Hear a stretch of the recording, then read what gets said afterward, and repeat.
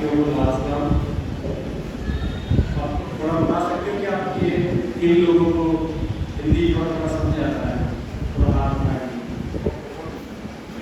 अगर ट्रांसलेशन की तो जरूरत नहीं होती, तो जो बातें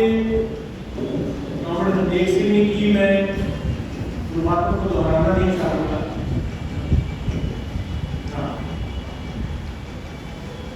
उससे कुछ बातें करने पहले जो बोलेंगे हम रिपीट नहीं करेंगे। जो 3 कृषि कानून आए और उसके खिलाफ एक हिस्टोरिकल मूवमेंट हुआ जिसको जीता गया, वो मूवमेंट कैसे बना, कानून क्यों आए और आज आगे हमारे करने के लिए कौन से टास्क हैं, जिस पर अपनी बात रखूंगा। तो जब से 3 कृषि कानून आए तो पंजाब में से इसके बाद एक जन आंदोलन शुरू हुआ। तो उसके लिए सबसे बड़ी बात तो ये थी कि हमने जो कोविड के रेस्ट्रिक्शन थे उनको नहीं माना। ये माना कि farm laws are more deadly than the corona, ये उतने खतरनाक नहीं है, बीमारी उतनी खतरनाक नहीं है। ये 1% लोगों को प्रभावित करेगी, लेकिन ये कानून सभी लोगों को प्रभावित करेंगे, इसलिए कानूनों को हमने ज्यादा खतरनाक माना। और एक कैंपेन शुरू हुआ पंजाब में, गाँव में जब रिस्ट्रिक्शन थे, लॉकडाउन था, लॉकडाउन तोड़ा। लॉकडाउन तोड़ने की वजह से हमारे लोग जेलों में गए, पंजाब सरकार ने उस पर वो FIR की वो लॉन्च की, लेकिन आंदोलन पीछे नहीं हटा। और ये सिर्फ इसी वजह से नहीं कि 3 कृषि कानून आए तो लोग चल पड़े, उसके पीछे पूरे 30 सालों की एक लंबी कैंपेन जो 91 की इकोनॉमिक पॉलिसी है, उसके बाद पंजाब के जितने रेवोल्यूशनरी और डेमोक्रेटिक संगठन थे उन्होंने लगातार उस पॉलिसी के खिलाफ लोगों को अवेयर किया कि कैसे ये हमारी जो एजुकेशन है, हमारी हेल्थ फैसिलिटीज है, हमारी एग्रीकल्चर है, हमारी एम्प्लॉयमेंट है, पब्लिक सेक्टर के जितने भी अदालतें सभी को एक करके कैसे ये खत्म करेगी। तो पंजाब के लोग लगातार देख रहे थे कि जो बात बोलते हैं वो हो रही है। अगर ये कहते हैं कि आपके कॉलेज चले जाएंगे, गवर्नमेंट कॉलेज वो लगभग चले गए, गवर्नमेंट स्कूल्स नहीं रहेंगे, एजुकेशन वो चली गई, सरकारी जो नौकरियां थी वो पब्लिक सेक्टर की वजह से पब्लिक सेक्टर जा रहा है, सरकारी नौकरियां भी नहीं रहेंगी। लेकिन तब जो 3 कानून आए, पंजाब के लोगों ने, जो पंजाब के रेवोल्यूशनरी लोग थे, प्रोग्रेसिव लोग थे, जो लगातार 30 साल से न्यू इकोनॉमिक पॉलिसी के बारे में लोगों को बता रहे थे, जब उन्होंने कहा कि आपके पास जमीन और रोटी नहीं रहेगी इन कानूनों की वजह से, तो लोग जो 30 साल से बातें सुन रहे थे उन्होंने समझा कि जो गवर्नमेंट जो बात बोलते हैं वो ठीक होती है, आप जमीन और रोटी भी नहीं रहेगी, इसलिए वो संघर्ष के मैदान में कूद गए। 4 जून को ऑर्डिनेंस आए, जून से शुरू हुआ ये कैंपेन 25 सितंबर को जब पंजाब का आह्वान किया, AIKCC ने उसके साथ भारत बंद का भी आह्वान किया, पंजाब मुकम्मल बंद हुआ, पंजाब के शहर, और उससे जो साफ हो गया था कि पूरी पंजाबी जो नेशनलिटी है वो इन कानूनों के खिलाफ, पूरे पंजाबी लोग आ गए हैं, इस किसान का मामला रहा, शहरी लोग इसके खिलाफ हो जाते हैं।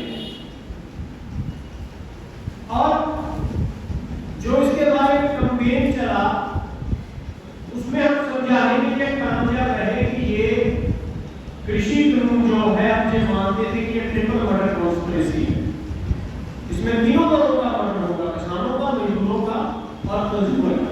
जो बाजार से सामान खरीदता है, जो किसान मजदूर पैदा करता है, तो ये डेमोक्रेसी है, 3 फार्मूला, उसके खिलाफ सभी लोगों को मैदान में उतरना चाहिए। ये कानून लेकर जो आई सरकार को 2008 में एक अनाज का संकट पूरी दुनिया में पैदा हुआ। जैसे आप फिर एक बार रूस और यूक्रेन की वार की वजह से दुनिया में अनाज का संकट है, क्योंकि 40% गेहूं दुनिया को रूस और यूक्रेन देता था, लेकिन बहुत सारा अनाज बर्बाद हो गया, तो कुछ रेस्ट्रिक्शन की वजह से नहीं जा रहा, तो एक संकट है दुनिया में। 2008 में इसी तरह का संकट था। तो कॉर्पोरेट दुनिया में रोटी का बिजनेस करना था, वो चाहता था, जैसे डॉक्टरों ने एक समय ये माना जाता था कि डॉक्टर को लोग दूसरा भगवान मानते, कि डॉक्टर के पास जाएंगे तो आपकी जान बचाएंगे, उसको दूसरा भगवान मानते थे। लेकिन जब हेल्थ फैसिलिटी का प्राइवेटाइजेशन हुआ तो जो लोग समझ लेंगे कि डॉक्टर दूसरा भगवान नहीं, ये तो लुटेरा है, जो प्राइवेट डॉक्टर है लुटेरा है, ये लूटता है। इस तरह एजुकेशन के बारे में तक एजुकेशन को आदमी की उसकी आर्थिक डेवलपमेंट के लिए है, लेकिन जब एजुकेशन को उन्होंने बिजनेस बना दिया, उसमें से पैसा कमाने लगे, तो उसके बारे में ये होगा कि ये सिर्फ एजुकेशन एक धंधा बन गया। तो उसी तरह एजुकेशन और हेल्थ के बाद कॉर्पोरेट अब रोटी को भी बिजनेस बनाना चाहता है। और इंडिया में तो अगर ये फार्म लॉ इंप्लीमेंट हो जाते तो आज जिस तरह अनाज का संकट है, तो आज आपको 100 रुपए किलो आटा मिल रहा, लेकिन कानून नहीं लागू हुए तो रद्द हो गए, क्योंकि ये 3 कानून 3 काम करने आए थे, और 3 वो काम जो जब एफसीआई बनी उसके 3 उद्देश्य जो सेंट्रल गवर्नमेंट ने थे।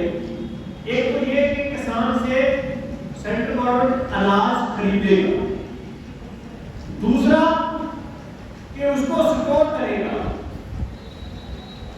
और जो लोग समाज के दबे हुए लोग हैं जो बाजार से नहीं खरीद पाएंगे, उनको सस्ते दाम पर वो देगा। और अगर महंगाई होगी तो उसके पास इतना स्टोर होगा सेंट्रल गवर्नमेंट के पास कि वो गोदाम से अनाज निकालकर बाजार में लेकर आएगा और कीमतों को कम करेगा। इसके लिए एफसीआई का निर्माण किया गया। और ये तीनों ग्रुप कहते थे कि ना तो सरकार खरीदेगी, ना उन्हें स्टोर करेगी, और ना ही जरूरतमंदों को अनाज देगी। लेकिन तीनों कानून रद्द करने पड़े, और इसी वजह से आज दुनिया में जो अनाज का संकट आप श्रीलंका में देख लीजिए क्या स्थिति है। इंडिया में यह स्थिति इसलिए नहीं है क्योंकि जहां सरकार खरीदती है, स्टोर करती है, और इसीलिए आज 32 मिलियन मीट्रिक टन जो गेहूं है वो इंटरनेशनल मार्केट में इंडियन गवर्नमेंट बेच सकती है। इतना सरप्लस अनाज इंडिया के गोदामों में पड़ा। ये सब ना होता अगर ये तीनों कृषि कानून लागू हो गए। इंडिया में अभी भी जो 60% पॉपुलेशन है जो गांव में रहती है, वो जितनी कैलोरीज उसको चाहिए उससे वो कम ले रही है। एक एस्टीमेट के मुताबिक के 2025 तक 19.9 किलोग्राम जो अनाज है पर कैपिटा चाहिए। इंडिया में एक आदमी को 19.9 किलोग्राम अनाज 2025 तक चाहिए। आज वो 16 किलो 700 ग्राम पैदा होगा। अगर फूड सिक्योरिटी इंडिया में चाहिए तो अभी भी अनाज कम पैदा हो रहा है। अनाज की प्रोडक्शन बनाने की जरूरत है, उसके लिए लैंड रिफॉर्म की जरूरत है, उसके लिए एमएसपी को लीगल बनाने की जरूरत है। लेकिन सरकार दूसरी तरफ जा रही है। वो देश के आम लोगों को सस्ती उनको रोटी मिले, उस तरफ नहीं जा रही, वो उस तरफ जा रही है कि कॉर्पोरेट रोटी के बिजनेस में आए। और इस बात देखिए कि अब इंटरनेशनल मार्केट में 3500 रुपए पर क्विंटल वो जो गेहूं का दाम है, और एमएसपी कितना है? 2015 है शायद। 2015 रुपए एमएसपी है गेहूं का। 2015 रुपए में जो पंजाब हरियाणा जहां से एमएसपी पे बीज की गारंटी है, 2015 रुपए गेहूं का दिया जा रहा है किसान को, और 3500 रुपए आज इंटरनेशनल मार्केट में गेहूं की प्राइस है। तो चाहिए तो ये कि कॉर्पोरेट को अनाज के खेती में से पूरी तरह बाहर कर दिया जाए, सरकार कितना कमा सकती है इसमें से, और वो पैसा किसानों के लिए, मजदूरों के लिए, उनकी उसकी बेहतर लाइफ के लिए उसको यूज कर सकती है। लेकिन सरकार क्या कर रही है कि योजना रमेश चंद्र का बयान आया जो नीति आयोग के है कि उन्होंने कहा कि जो लैंड जो हमें एग्रीकल्चर रिफॉर्म कर रहे थे उनमें उनको झटका लगा 3 कानूनों को रद्द करने की वजह से। वो एग्रीकल्चर रिफॉर्म को झटका नहीं है, वो कॉर्पोरेट को झटका। और सरकार को बड़ी तकलीफ है कि अगर वो 3 कृषि कानून होते तो आज इतना अनाज का संकट है, तो इसमें से पता नहीं कितना पैसा वो कॉर्पोरेट इसमें से कमा सकता था। सस्ता अनाज किसान से खरीदकर वो नेशनल और इंटरनेशनल मार्केट में बेच सकता। तो इसलिए इस देश को भूखमरी देश में से खत्म नहीं हुई, लेकिन वो बहुत ज्यादा बढ़ जाती। लोअर मिडिल क्लास की उस खाना उसकी भी पहुंच से दूर हो जाता। इसलिए इस आंदोलन की सबसे बड़ी प्राप्ति ये है कि इसने लोगों को और लोगों को जो तो भूखे मर रहे हैं वो तो मर रहे कि और लोग भूखे ना मरे, उनको भूखे मरने से बचा लिया इस आंदोलन ने, और तीनों कानूनों का रद्द करना। तो मैं फिर वहीं पर आता हूं जहां से बात शुरू की थी कि पंजाब से ये आंदोलन शुरू हुआ। बहुत सारे फैक्टर हैं इसमें।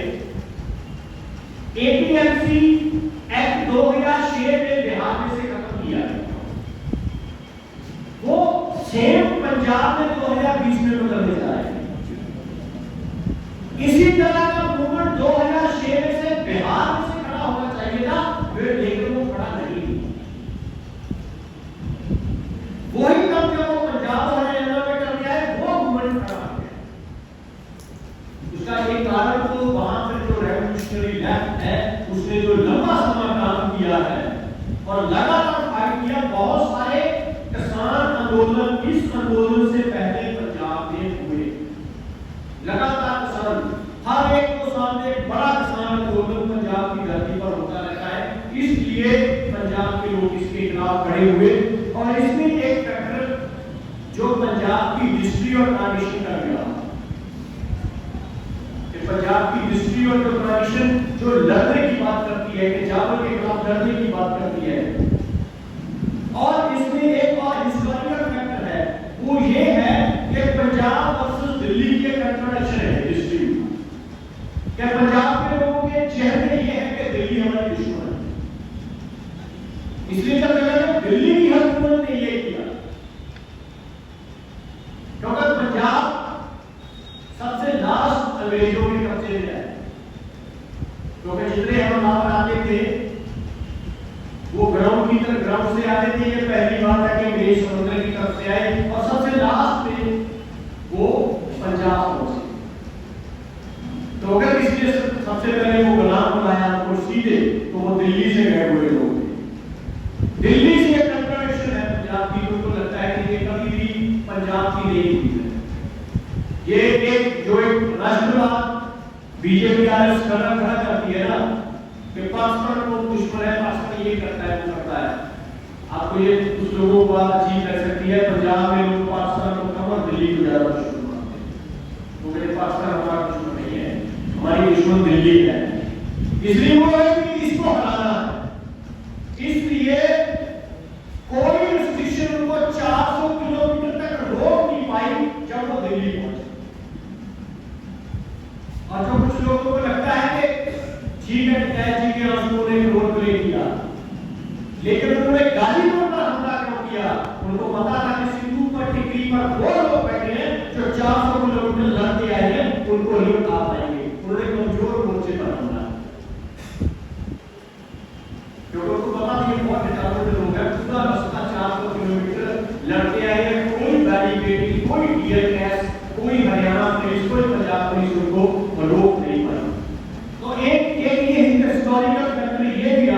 कि पंजाब वर्सेस दिल्ली की जो कंट्रोवर्शन 26 जनवरी को जो हुआ, कुछ लोगों ने इस आंदोलन को धार्मिक रंग देने की कोशिश की। पंजाब के लोगों ने 48 घंटों में उस साजिश को समझ लिया और उसको नकारा।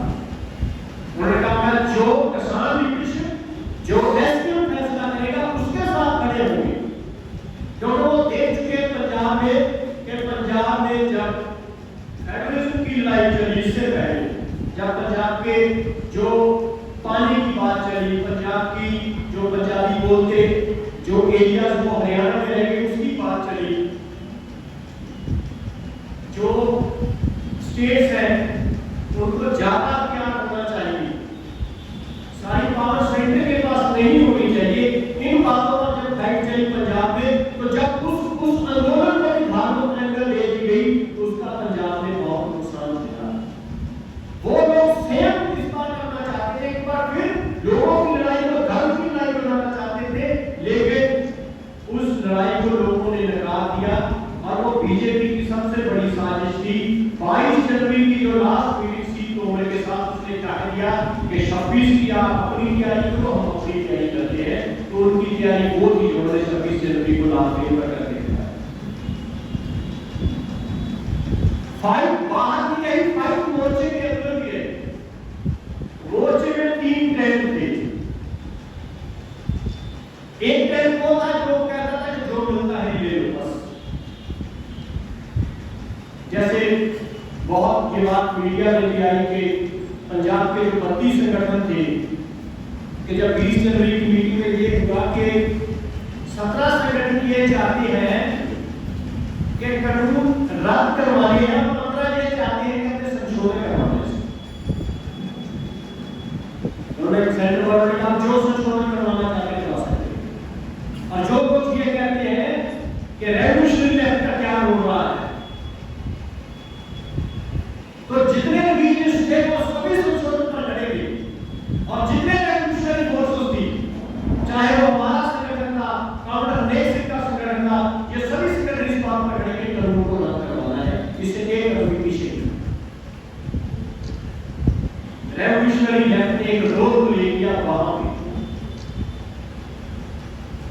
पंजाब के वो सभी संगठन जो रेवोल्यूशनरी मूवमेंट के साथ जुड़े हुए थे, उन्होंने कानून रद्द करवाने की बात पर फॉर्म स्टैंड लिया, जिसकी वजह से हमने उस ट्रेंड को ट्वीट किया।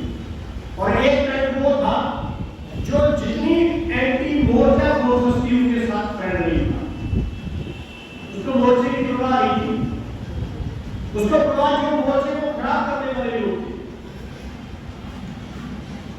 उनके साथ उसका एक फ्रेंडली बिहेवियर था। वो अगर हमें थ्रेट भी करते थे तो वो ट्रेंड उनको कंडेम भी नहीं करना चाहता ना, कंडेम करने भी नहीं देता। तो ये 3 ट्रेंड रहे, और आखिर में जो ट्रेंड कहता था कि कानूनों को रद्द करवाना है वो ट्रेंड जीता, मैदान में भी और मोर्चे के अंदर। इसे आगे के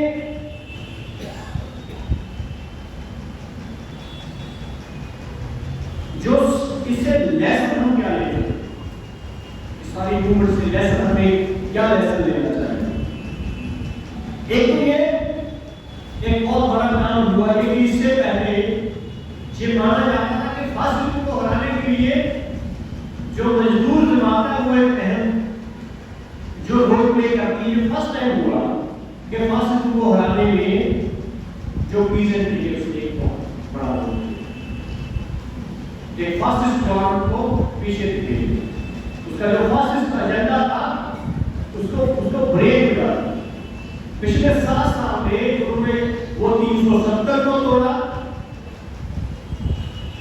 कभी लफ्ज़ जिहाद किया, लफ्ज़ जिहाद के नाम पर जो कुछ किया, कभी स्टूडेंट्स को राष्ट्र देशद्रोही कहा, और पिछले 7 सालों में सबसे ज्यादा जो केसेस रजिस्टर हुए हैं सटिशन के वो जोगी और मोदी को क्रिटिसाइज करने के सबसे ज्यादा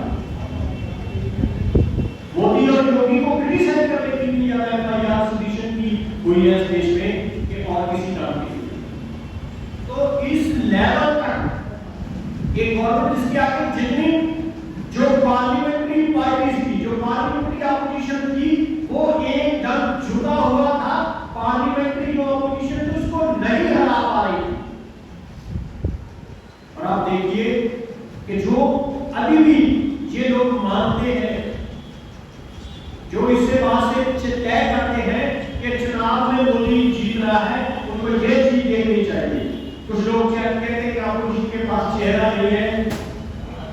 जो लैंड एक्विजिशन एक्ट लेकर आए थे मोदी जब पहली बार आया, वो मोदी को पीछे हटना पड़ा। मोदी को CNRC एयरपोर्ट के दौरान पीछे हटना पड़ा। मोदी को कृषि कानूनों के दौरान पीछे हटना पड़ा। तीन बड़ी हार हुई और तीनों में कहीं भी पार्लियामेंट्री पार्टी का कोई रोल नहीं है, लोगों की मूवमेंट का रोल है।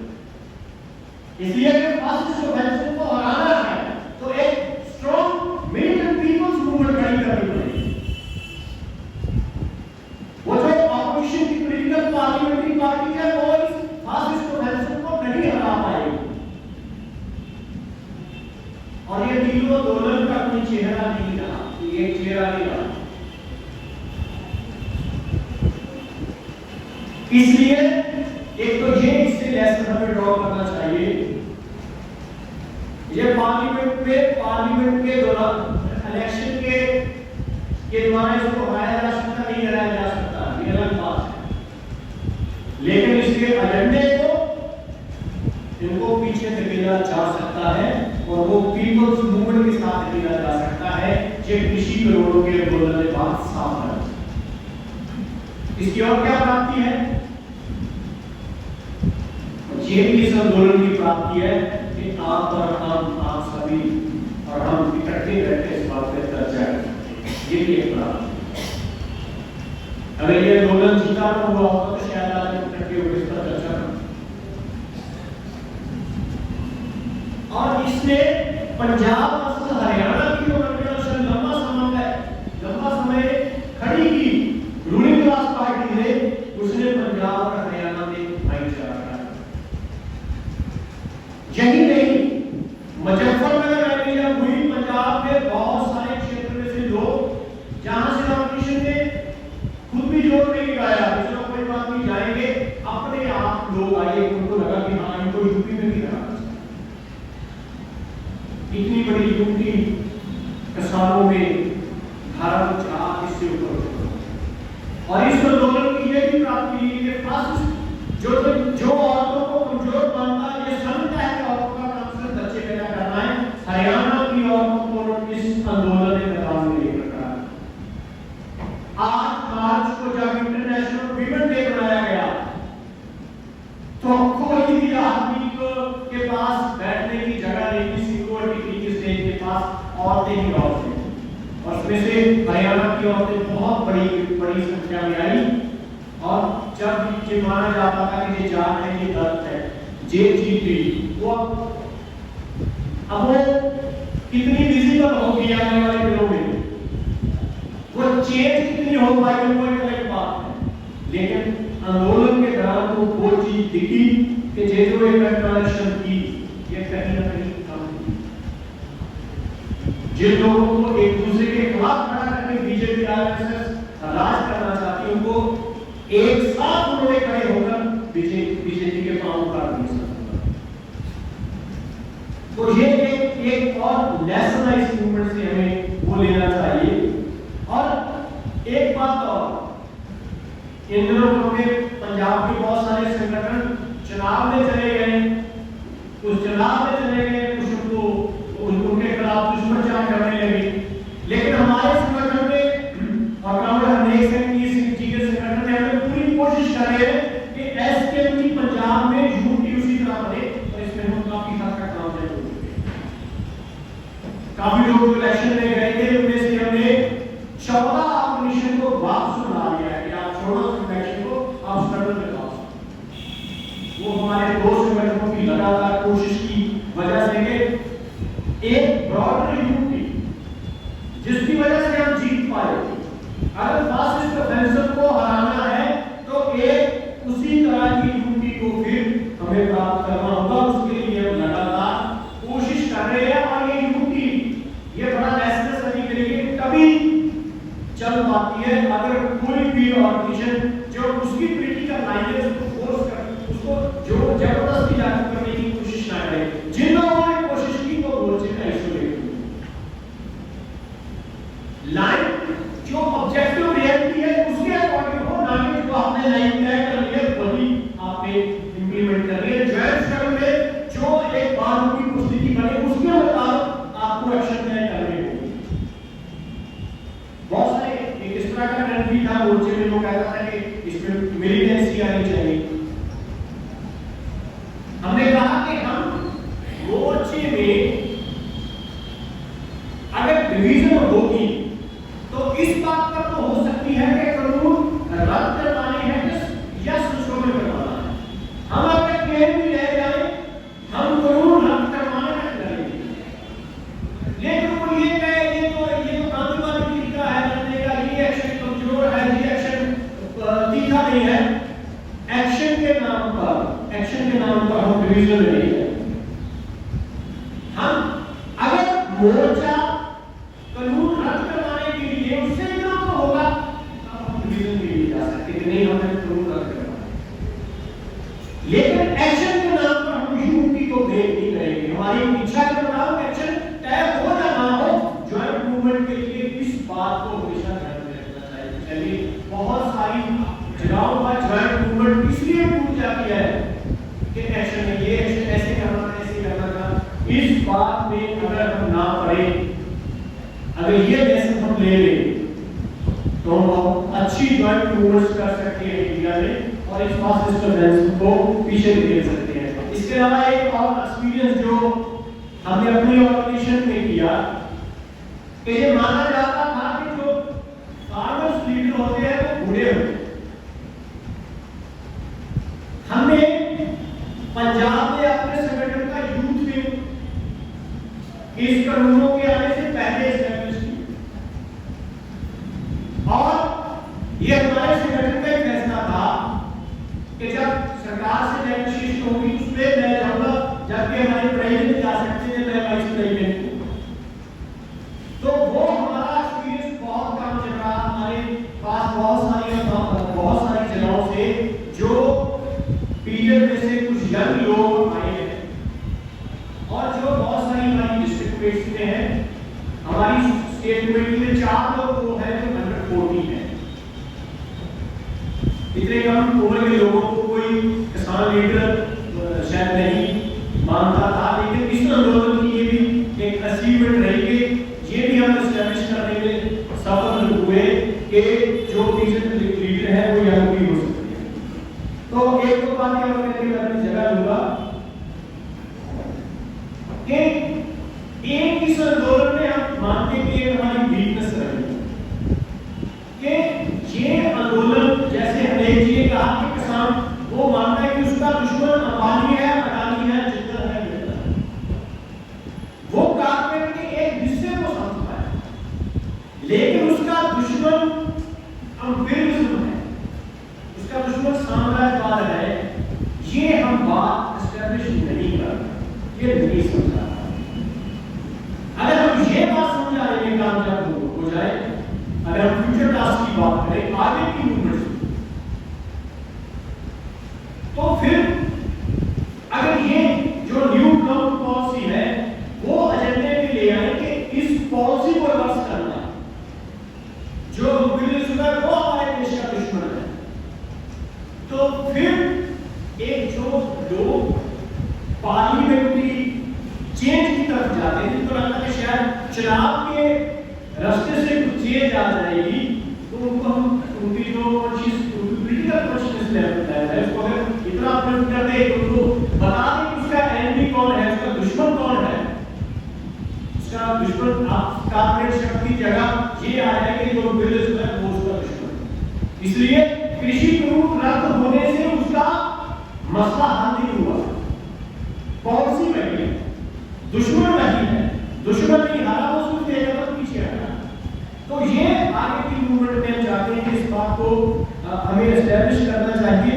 और इसके अलावा जो ग्रीन रेवोल्यूशन की बेल्ट है एग्रीकल्चर में, जो ग्रीन रेवोल्यूशन का मॉडल था, उसमें एक अल्टरनेटिव एग्रीकल्चर मॉडल लाने की जरूरत है, क्योंकि ये इसने जो हमारे नेचुरल रिसोर्सेज थे उसको लॉस कर दिया। जो हमारा ग्राउंड वाटर था, वो वाटर टेबल इतना नीचे चला गया है कि आज पंजाब में 86% पंजाब का पानी जो जमीन का वो खत्म हो चुका है। 15-17 साल तक पंजाब में पानी नहीं बचेगा उस पंजाब में जिसका नाम भी पानी से बना है, पंजाब, जो 5 दरियाओं की धरती है, जो पानी की रिवर है, जो 5 दरियाओं की धरती है, वो वहां पर पानी नहीं रहेगा। ये इस एग्रीकल्चर मॉडल ने एक्सेस करा किया है। तो ये भी हमारे फ्यूचर टास्क में होगा कि हम उस एग्रीकल्चर मॉडल को बदल के एक प्रो नेचर और प्रो फार्मर एग्रीकल्चर मॉडल लेके आए, जो सस्टेनेबल एग्रीकल्चर मॉडल हो, जो लंबा समय चले। तो आज जो फूड सिक्योरिटी का इशू है, नेशनल लेवल पे भी है, इंटरनेशनल लेवल पे भी। तो इस समय दौरान जिस हमारे सामने एक बड़ी चुनौती है कि हम कारपोरेट को किसी भी तरह अपनी जमीन में ना, क्योंकि आज रोटी का सवाल बहुत बड़ा सवाल बनता जा रहा है। दुनिया में भूखमरी फैल रही है। मैंने पहले भी कहा, श्रीलंका देख लीजिए, अपने देश में जो स्थिति है, अगर इस तरह के कारपोरेट हमारी खेती में आया, खेती में तो है, ये सारी एग्रीकल्चर जो पॉलिसी है वो कारपोरेट है। अगर कारपोरेट खेती में तो है, अगर कारपोरेट जमीन में आया, वो सारा इस देश की पैदावार को शोध करने लगा, तो उसके बाद रोटी भी फिर अमीर की तस्वीर रहेगी। इसलिए इसके खिलाफ आने वाले दिनों में, क्योंकि बीजेपी जीती है चुनाव, हम तो मानते हैं पांचों राज्यों में जीती है, 4 में खुद जीती है और पंजाब में उसकी बेटी जीती है, क्योंकि हमने तो कभी केजरीवाल और मोदी में फाइट किया ही नहीं। एक हिंदुत्व की बात करता है, एक सॉफ्ट हिंदुत्व की बात करता है, सॉफ्ट कुछ नहीं होता, हिंदुत्व ही। तो इसलिए उसकी एक भी टीम में दोनों 5 राज्यों में जीती है। तो इसलिए वो आने वाले दिनों में जैसे लगातार तेल की कीमतें बढ़ रही हैं, लगातार महंगाई बढ़ रही है, तो इसके खिलाफ बड़ी पीपल्स मूवमेंट हमको बनाने की जरूरत है। उसके लिए हमें इस किसान आंदोलन की चीज से प्रेरणा लेनी होगी, ब्रॉडर यूथ के साथ हमारे जो डिफरेंसेस हैं, जितने भी लोग जो हिंदुस्तान के टारगेट पे है, वो चाहे मिनॉरिटीज है, वो वीमेंस है, स्टूडेंट्स है, जितने भी लोग हैं, अलग अलग नेशनलिटीज हैं, उन सभी को इकट्ठे करके इस सेंट्रल गवर्नमेंट की हुकूमत के खिलाफ एक बड़ी मूवमेंट करनी चाहिए। पार्लियामेंट्री पॉलिटिक्स फासिस्ट ऑफेंसिव को नहीं कर सकती, सिर्फ पीपल्स मूवमेंट ही हरा सकती है। इतनी बात कहकर मैं अपनी जगह रहूंगा। सभी का